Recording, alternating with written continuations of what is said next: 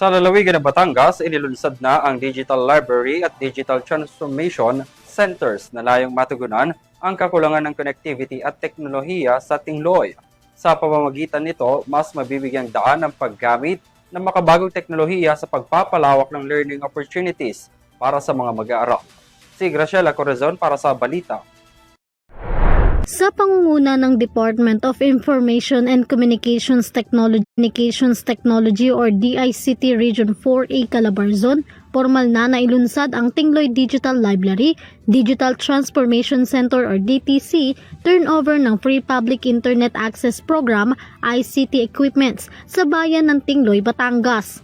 Inaasahang magsisilbing learning hub at bagong oportunidad para sa mga komunidad ang programa na layong matugunan ang limitadong connectivity at kakulangan sa akses sa teknolohiya ng mga residente sa isla ng Tingloy.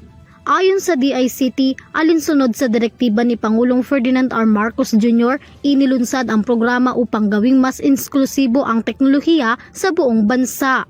Sa ilalim ng programa, nagkaloob ang ahensya ng 10 refurbished computer units, 6 na tablets mula sa United Nations Development Program para sa Tingloy Rural Health Units upang mapalakas ang serbisyong pangkalusugan. Pinalawak din ang internet connectivity sa 32 na lokasyon sa rehiyon. Inaasahang magbibigay ito ng mas mabilis at maaasahang internet access para sa mga estudyante, guro, health workers, kawani ng gobyerno at mga residente. Nakiisa rin si Governor Vilma Santos Recto sa pagbubukas at paglulunsad ng programa. Samantala, sa pamamagitan ng inisyatiba, mas mapapalapit pa niya ang mga residente ng Tingloy sa mga oportunidad tulad ng online educations, trabaho at iba pang digital na serbisyo ng pamahalaan.